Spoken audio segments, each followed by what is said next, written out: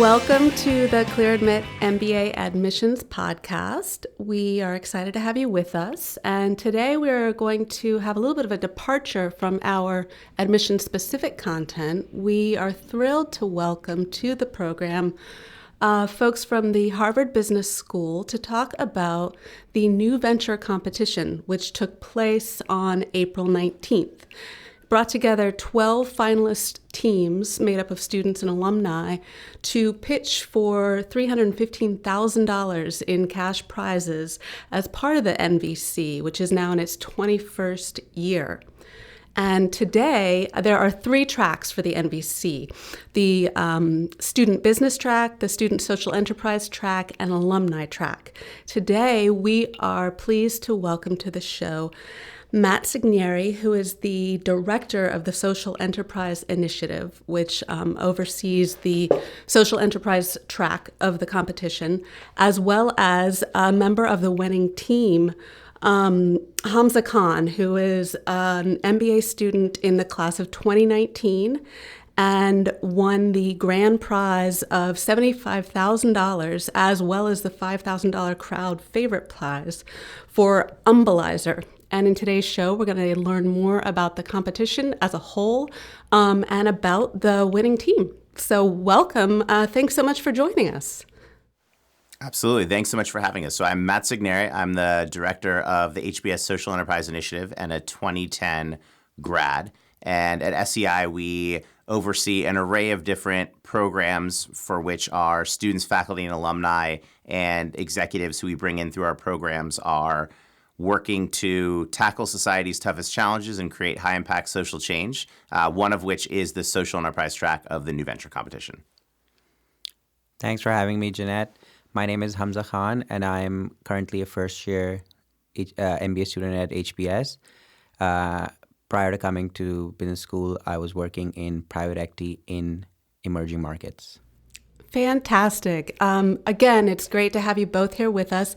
I'm going to start out, Matt, with some questions for you about the NVC and the Social Enterprise Initiative, but also about how you have returned to HBS. As you mentioned, you're a 2010 graduate. Can you tell me a little bit about how you got from that graduation day to returning to the school in this current role as director of the SEI? Absolutely. So when I first came to HBS, had a traditional strategy consulting background, but for me, the Social Enterprise Initiative actually was the crux of the transformational experience at HBS. Was deeply engaged in our programming, was a Social Enterprise Summer Fellow, one of the student leaders of the Social Enterprise Club, and at graduation did a SEI fellowship program called HBS Leadership Fellows, spending a year in a role as advisor to the mayor in the city of Boston, the late Mayor Tom Menino. And Leadership Fellows has been a tremendous pipeline for a number of our graduates into leadership roles in the public and nonprofit sector. Spent a year as an advisor, a second year as a special advisor, worked on a whole breadth and array of different issues, everything from service and volunteerism to safety and security to economic development. After those 2 years through that work, got to know Mike Bloomberg, who's an MBA 1966 graduate of HBS, and his team uprooted to New York to join Bloomberg Philanthropies, Mike Bloomberg's foundation, on the government innovation team, where I led a number of initiatives to help make cities more entrepreneurial and innovative and work to improve sort of the state of local government. A handful of programs, on one of which was the Mayor's Challenge, was an innovation challenge for cities across the U.S., others to improve cross-sector collaboration, make government more innovative and evidence-based. Then after that time, had the good fortune to come back to HBS a little over 3 years ago to lead the Social Enterprise Initiative, which was, to me, a tremendous opportunity to come back to an institution that I loved and felt deep affection for, and also help lead an important part of the school and the Social Enterprise Initiative that, over the last 25 years, and we're coming up on our 25th anniversary next year, has had incredible impact on students and alumni and their ability to affect change across the private, public, and nonprofit sectors. Fantastic. Thank you so much. And what an interesting trajectory you've had. In coming back to HBS, what were some of the changes that you could see as a result of having been away, specifically with regard to social enterprise and student interest or demand or offerings available to students? I would say when I left in 2010, the state of social enterprise was strong. The Social Enterprise Club was one of the largest student clubs on campus. There was certainly a lot of energy and excitement around our students and recent graduates, and even graduates decades out, thinking about the ways in which they could be leaders in their companies, but also in their communities and countries. But if you flash forward 4 years to when I came back, closer to 8 years today, I think the incoming classes of MBAs are motivated more than they've ever been by mission, purpose, and impact. And so, what I see when I look at our classes of MBAs who are here on campus now, the students who are incoming, and I have the good fortune to serve as a member of the MBA admissions board, so I get to meet many of them in the admissions process, and our graduates who are working out in the world. I think there's a deep commitment and sense that there is an amazing array of ways to affect social change, that business can be a tremendous force for good. And so what it looks like in material terms is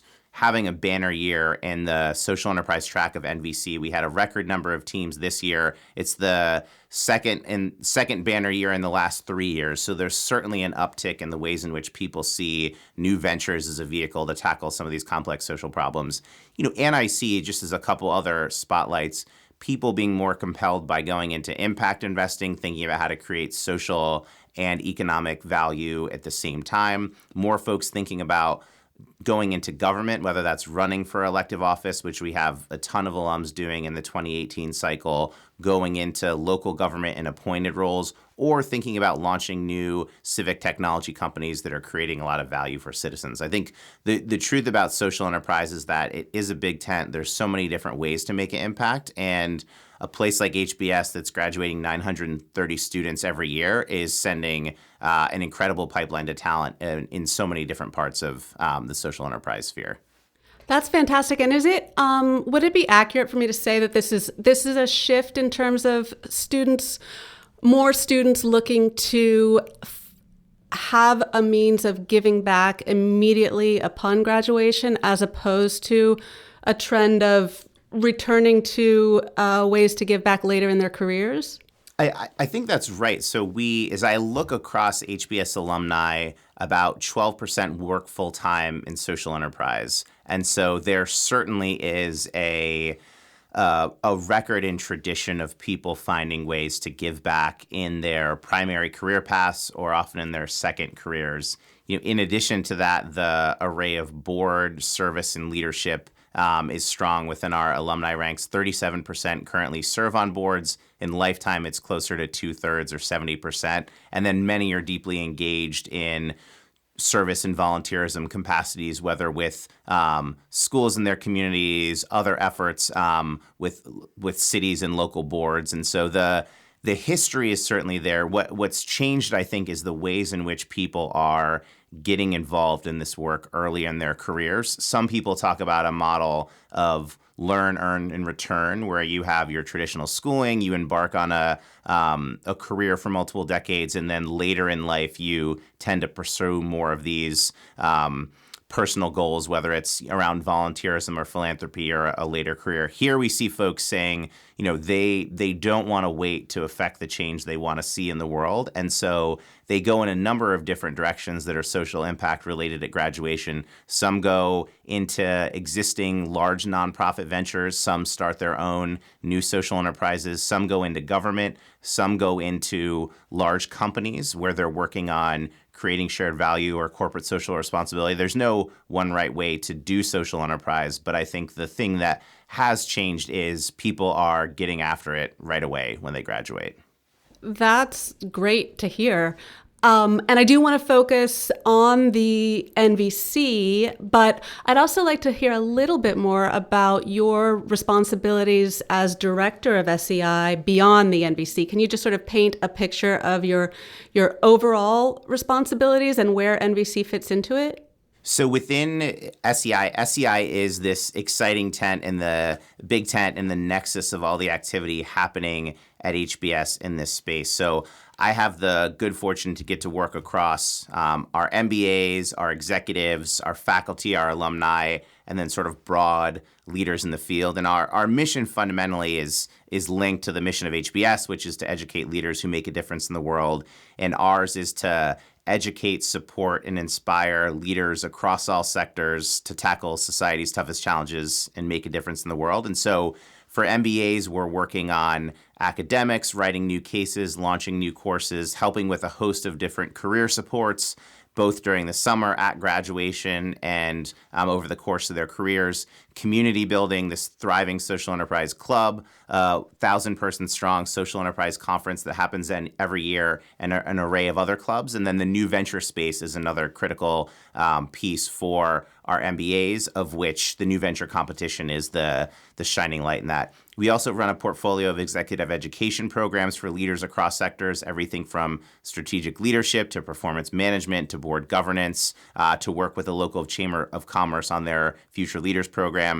With alumni, we've increased our engagement in that space because so many more folks are embarking on these careers in social impact or thinking about making career transitions at various points. So we've built out a lot of both programming here that happens on campus, interest groups that are global in nature, regional events around the world. And then with faculty, it's helping them create new cases, new courses, and convenings. With leaders in the field, it's bringing them together to bring the best of what's happening out in the world into the classroom. And the biggest thing I'd say is, where we started 25 years ago when SEI launched was much more about bringing business thinking and skills to the nonprofit sector. Today, I'd say it's really less a question of organizational form and tax status. It's about all the different vehicles through which you can create social impact, and that fundamentally is across the private, public, and nonprofit sectors. My own belief, something that's sort of driven me in my career and in my work, is that it's deeply important to have this kind of cross-sector leadership, that the MBA or the leader generally of the 21st century is a tri-sector athlete, someone who is capable of working across all three sectors, creating value and driving change in many different ways. Fantastic. That was exactly the overview I was hoping for. It sounds like you are busy. Now, you also mentioned that there were more entrants to the NVC in the social enterprise track this year than ever before. Is that correct? 69 of 360 teams? That's right. Banner year, our highest ever. And, and I would say even in addition just to the strong number of entries, I think the quality of teams this year was exceptional. And Hamza and his partners on the Umbelizer team are a testament to just how high quality the teams were in 2018. Fantastic. Well, without further ado, Hamza, can you tell us more about your team and your venture, Umbelizer? When did you decide to participate? How did you come up with your venture? What is your venture? Let our listeners hear. Sure. So I think I'll start with how we came up with this idea. So one of my co-founders, Shahir Paracha, he and I are both from Pakistan, and we actually went to the same high school. During a recent visit back home, one of Shahir's loved ones was admitted to a hospital for respiratory distress. Due to a critical shortage of ventilators and staff, Shahir was actually asked to manually ventilate this 2-year-old child. Oh, wow. He took turns delivering life-sustaining breaths for 3 days and 3 nights until the child unfortunately passed away. Mm-hmm. When he came back to the U.S., Shahir and I discussed this opportunity, discussed this experience with our third co-founder, Sanjay Gupta, and we were intrigued given that there was this huge unmet need for a device such as a ventilator, and we chose to use our combined knowledge of engineering, clinical and entrepreneurial skills to do something about it. So, Umbilizer basically, our vision for the company is that we want to build a low-cost, portable, and reliable mechanical ventilator that can be used in resource-constrained countries in such as Pakistan. Hospitals in developing countries such as Pakistan do not have the resources right now to deal with issues such as respiratory distress, and we hope to tackle this going forward. What an important challenge. And I'm so sorry to hear that this tragic personal experience served as the motivation, but tell us how you are turning that into something really great that could really help others, and the role that participating in this competition has played. Yeah, so we think that the impact of this is broad, not just for Pakistan, but for developing countries all around the world. We've seen in our research that the issue of a shortage of medical devices in general, and particularly ventilators, is prevalent all across developing countries from South Asia to Africa to Latin America. And those are the markets that we're targeting. We're starting first with Pakistan because it's a market that we know and we belong to, and we have the resources there and the relationships there to actually launch this product and get buy-in from the various stakeholders in the healthcare space that we need to. And also we've built these relationships with hospitals that will eventually end up buying our product. But then lots of opportunity to scale beyond Pakistan, it sounds like. Absolutely. We envisage this to be over a $10 billion market, and we have seen need for a device such as this in countries in Sub-Saharan Africa and Latin America and other parts of South Asia. So there's a huge opportunity to scale. And did you come to HBS thinking that you would pursue an entrepreneurial venture or a social enterprise venture? So I was open to it, but that was not the reason I came to business school. I had my plans more or less to pursue something in impact investing post business school. Like Matt mentioned, it's a industry that's attracting a lot of new business school graduates because it balances both the financial aspects with the doing something good for the world and the impact aspect of the work. But it just so happened that I ended up getting involved with Umbilizer, and once I met Shahir and learned of this massive issue that I had previously been aware of. And I was aware of the opportunities that Harvard provides, the Rock Center and the New Venture Competition. And I just got to learn more about them when I started here last fall. And once we developed the idea further, it just made natural sense to participate in a competition such as the New Venture Competition. And one of your team members is a medical student at Harvard Medical School, is that correct?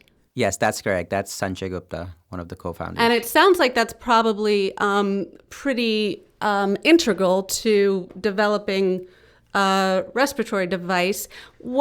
How does Harvard Business School and Harvard more generally help encourage or make possible this kind of interdisciplinary collaboration?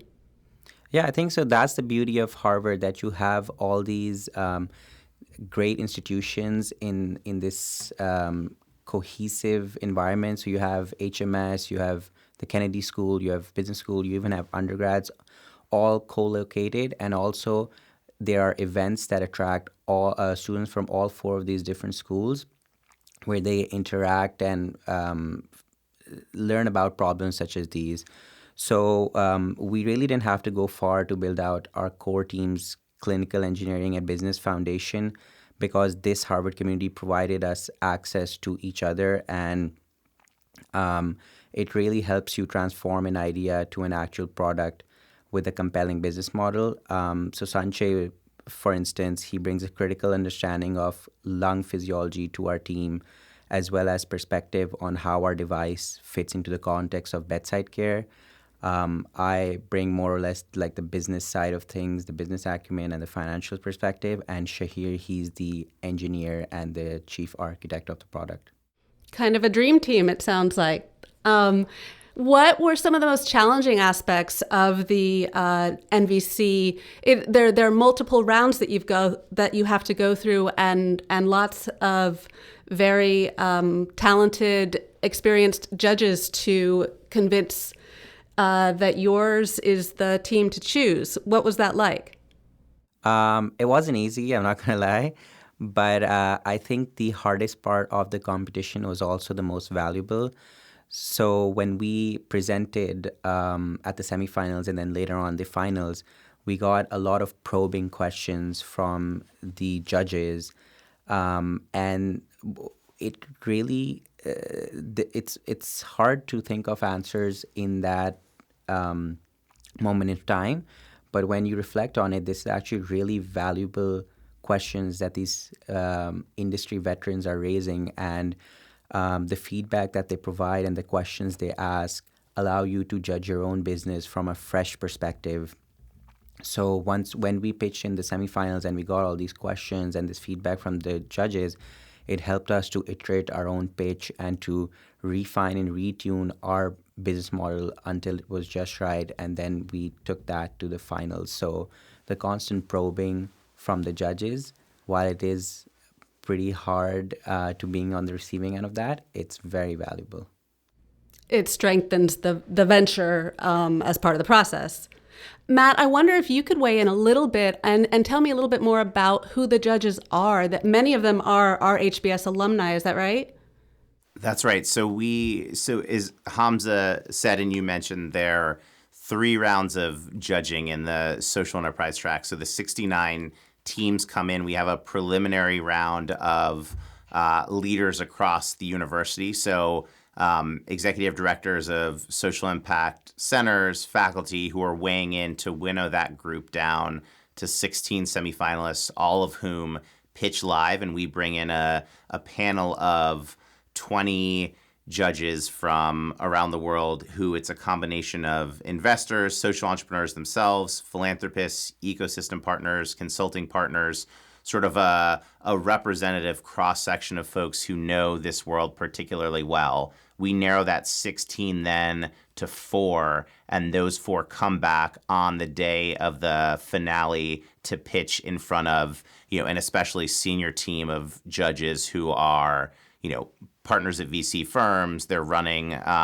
impact investing funds, and they, having sat in the room for those, they definitely do ask probing questions. Many of them, have seen literally hundreds of these pitches because their day job is often doing diligence and trying to find the most promising next generation social entrepreneurs, or if they're later stage, providing that scale funding to take these entrepreneurs to an entirely different level of transformative impact. So we do often select, I'd say majority are HBS alumni who are in all these representative roles, but we try and bring, an incredibly talented and experienced set of judges, but also a group who cares deeply about this process as an educational experience, as a pathway to launch sort of groundbreaking new ventures, and that have a nice balance of pushing people hard, constructive criticism to get them to the next level, but also provide that positive nudge and encouragement to get folks to take on what are,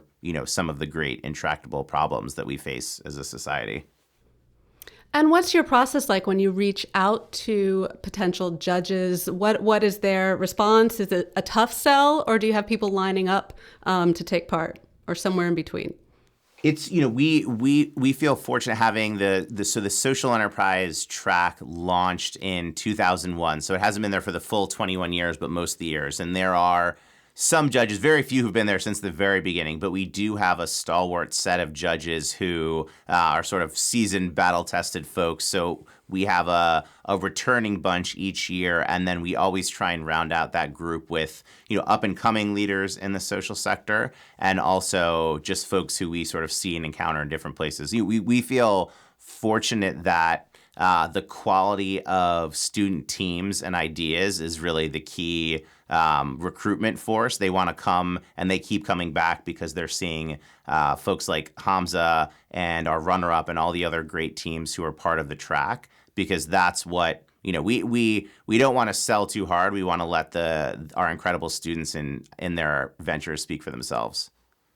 And I think the fact that you've got lots of returning judges year over year suggests that they do just that, the student teams. Can you tell me a little bit, again, Matt, about what you see in terms of trends overall in terms of social enterprise? Are there areas that are really up and coming? Obviously, Umbelizers is in the healthcare space. Was that a popular space this year? Yeah, it's a great question. One overarching thing that our peer organizations in the space, Echoing Green, which is an early stage social entrepreneurship fellowship, has seen, others have seen. So when you asked earlier about what's changed since I've been here, when I look at the social enterprise track, you can apply as a nonprofit entity, a for-profit, or a hybrid.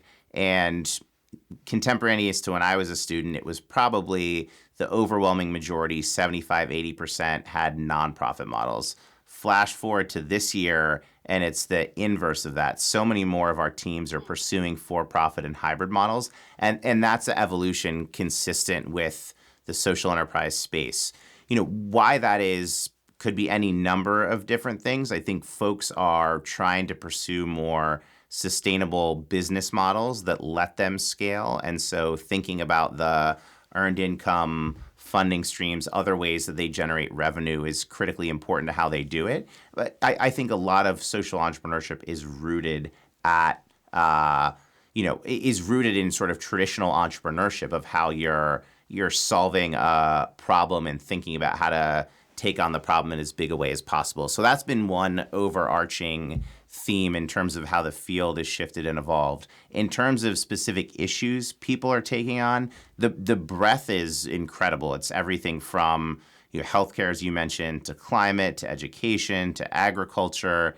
And what I'd say that I've seen over the past few years, certainly in the healthcare space, that's been one that's been steady and strong because the breadth and scope of these problems is so significant. The $10 billion market that Hamza spoke to, there are many significant large markets in the U.S. economy, but also in other developed and in emerging economies where health is a critical issue. I think climate also is incredibly strong. The education space is strong as well. We see a number of our HBS alumni working in U.S. K-12 education, but also in education more broadly. So I think that's a particular area of interest. And what we also see, less about the specific area that people are focusing on, but more looking at the value of sort of next generation technologies, whether it's Internet of Things, AI, advanced analytics. There's certainly a lot of technological components to the ideas that people are pursuing to try and take advantage of some of those step change possibilities in changing these underlying problems.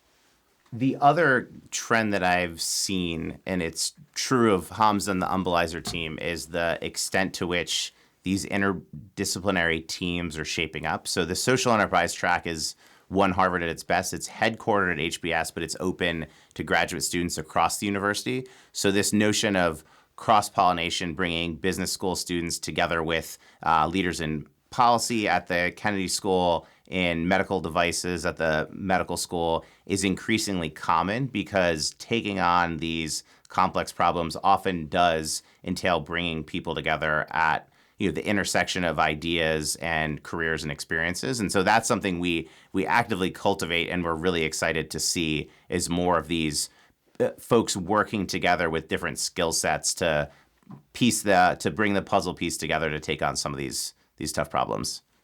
And Hamza, I know you said that you and Shahir actually went to the same high school. Did you know Sanche before you teamed up?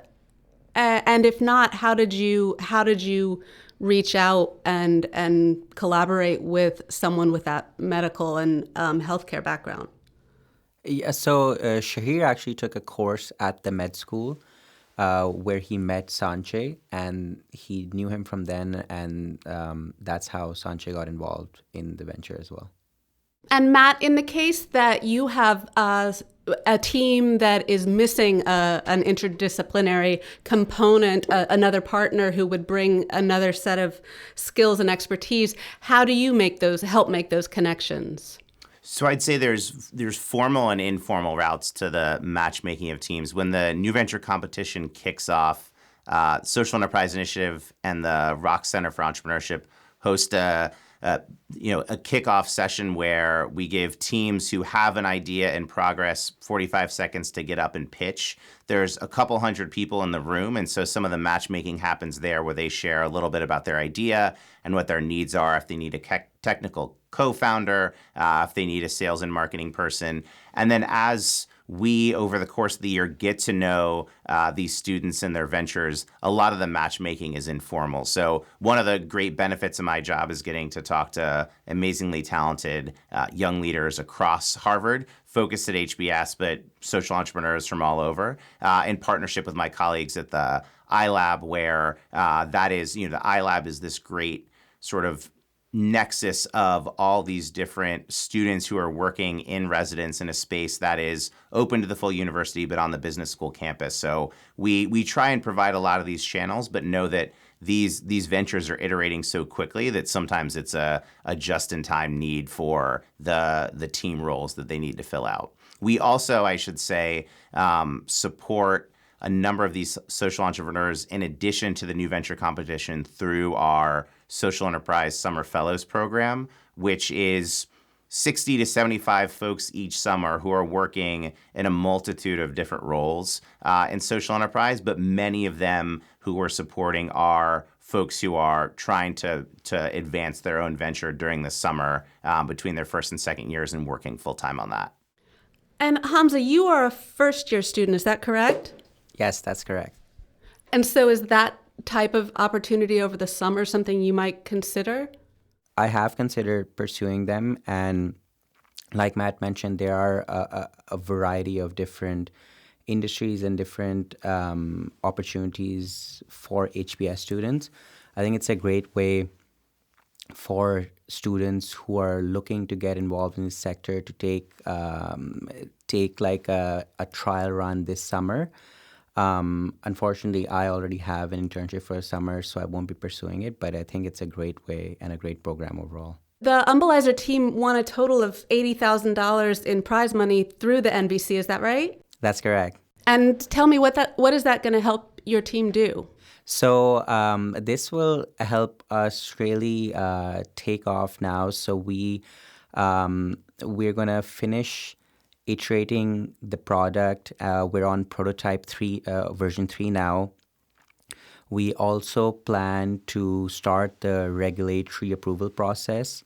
And finally, we also plan to start pilot testing this device at a teaching hospital this summer. And none of this could have been possible if we hadn't won the new venture competition and got this funding to get this project off the ground. That's so exciting. I understand it must be frustrating to not be able to put all of your energies toward it this summer, but I'd like to hear a little bit of how it sounds like you will be doing more this summer of what you have been doing this year, which is balancing getting an entrepreneurial venture off the ground while being a full-time student. Do you have advice or tips or things that you've learned that you might offer up to prospective applicants who are thinking about juggling these very demanding endeavors simultaneously? I think it all goes back to effective time management and prioritizing what's really important to you. While I have been balancing like both the startup and my schoolwork over the past year, I mean, you have to holistically take a step back and decide what's more important at a specific point of time. Like right now, I'm in between finals, so I'm not putting as much time into the startup as I was when the school year was in full flow. So I think it's really, if you're a founder and you're really dedicated to a startup, you find the time.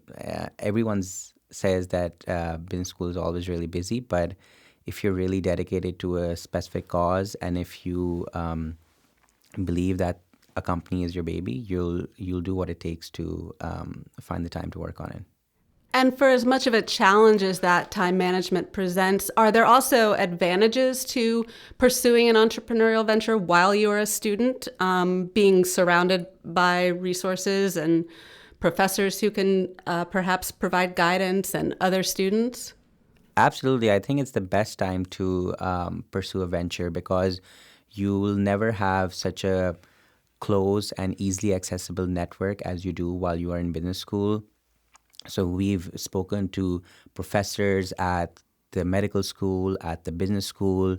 Matt mentioned the High Lab before, so we were a part of the High Lab's last cohort, and there we met a ton of other entrepreneurs, a ton of different advisors, and honestly, you learn as much from your peers as you do from the formal advisors. So it's been a great experience, and all the resources you have at business school really help to really help to promote your venture even further. Matt, Hamza described how he and his team have been working to iterate their product, their venture. How have you worked to iterate the NVC as a whole and specifically the social enterprise track within it?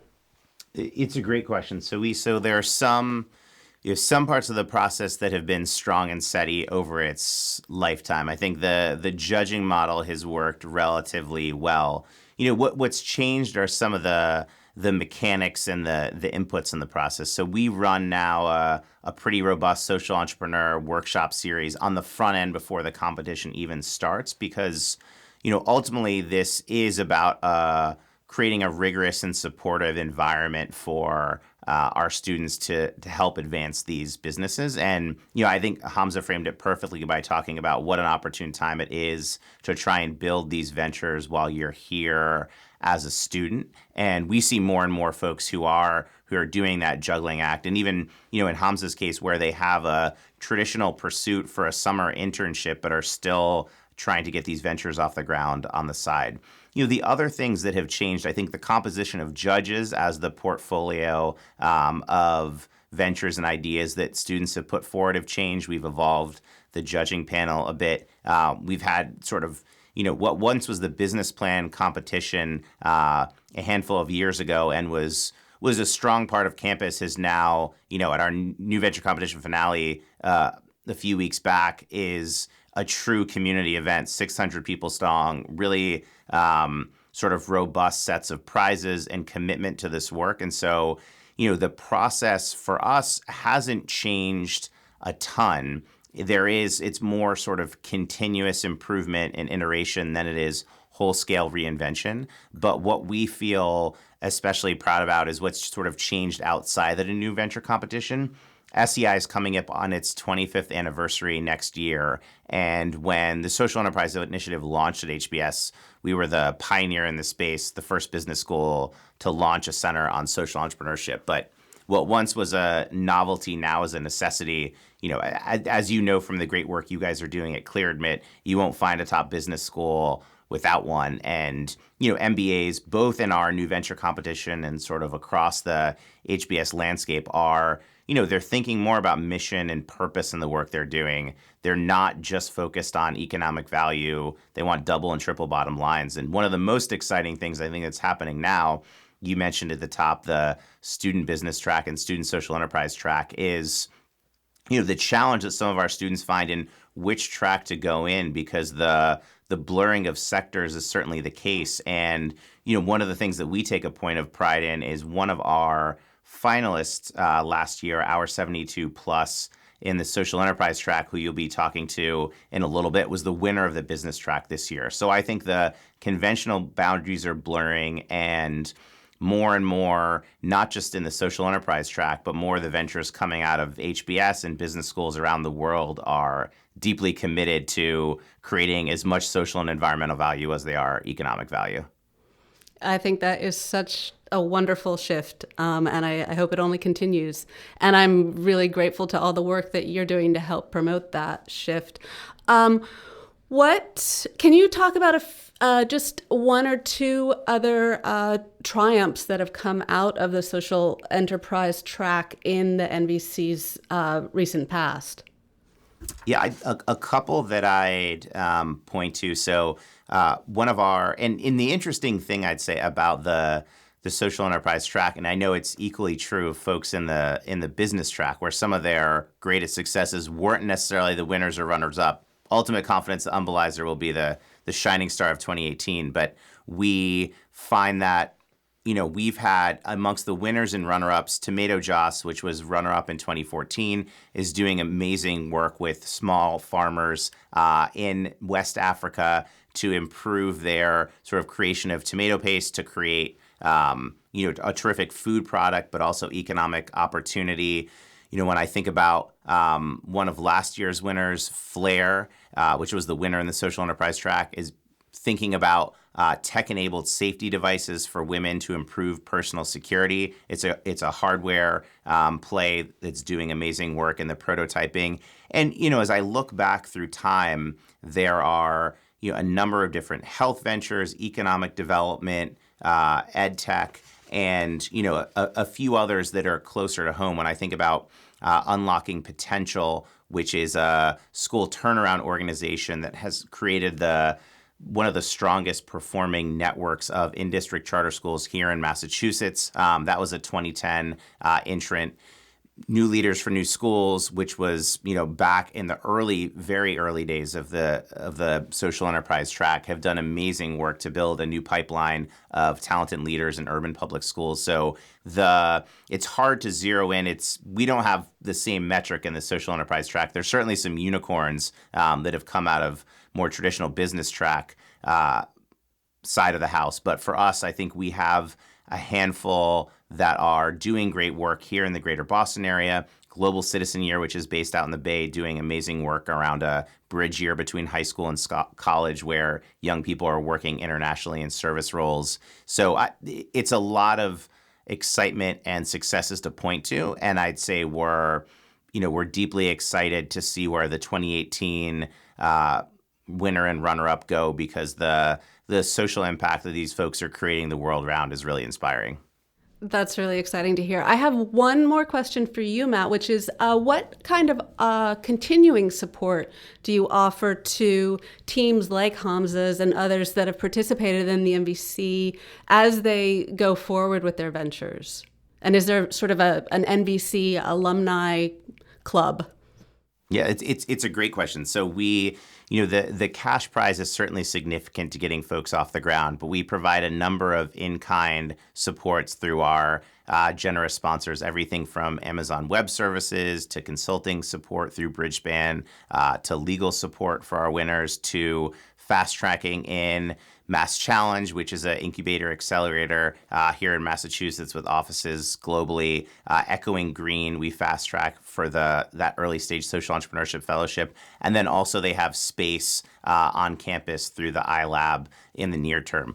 I'd say the longer term, and increasingly in my work, it's thinking about supporting not folks just as they're here as students, but in their alumni journey and work. So the great news is people don't get out of our grasp even when they get their MBA degree and graduate in May. They certainly stay strongly connected, and we actively are working to build more of the infrastructure and network around our alumni doing this work, especially in the social entrepreneur space, because ultimately an institution like HBS is as much about sort of continuous and lifelong learning as it is just the strength of the 2 years while we're here. So we will not let folks out of our crosshairs, and we're eager to support and connect them to other great MBA and exec ed alums doing this work, and other investors and leaders in the field. And Hamza, a final question for you. As a current MBA student, and I know you said you maybe didn't come in with this plan in mind, but what advice would you offer to prospective applicants who think they might be interested in either pursuing an entrepreneurial venture or a social enterprise path, or a combination of the two, what advice would you offer to them in terms of assessing schools for potential fit and for what types of resources they might provide to them? Yeah, that's a great question.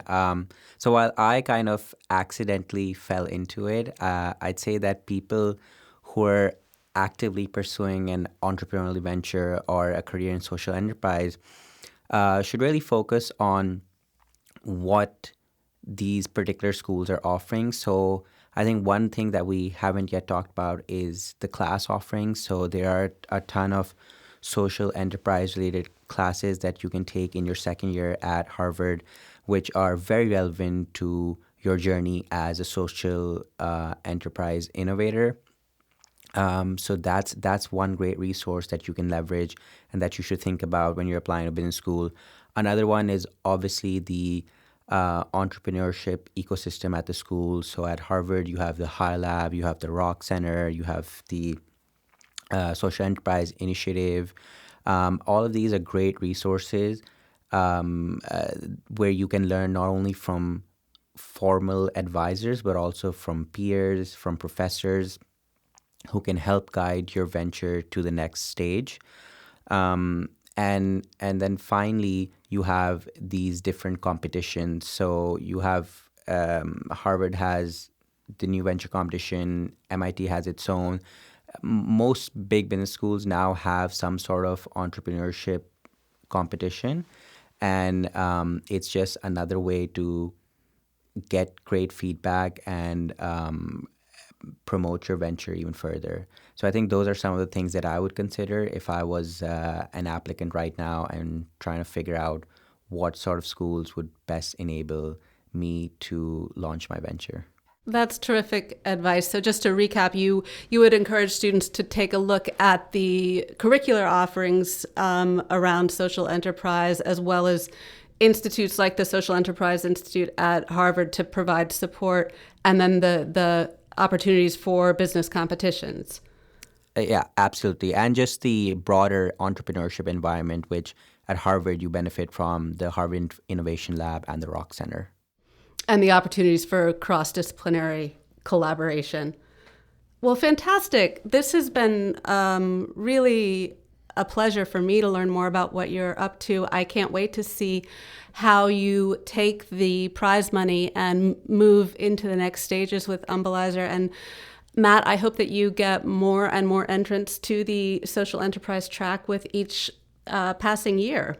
Are there things that we haven't touched on that you would like to go over for, especially for prospective applicants, in terms of understanding the opportunities that they could have if they are considering Harvard Business School?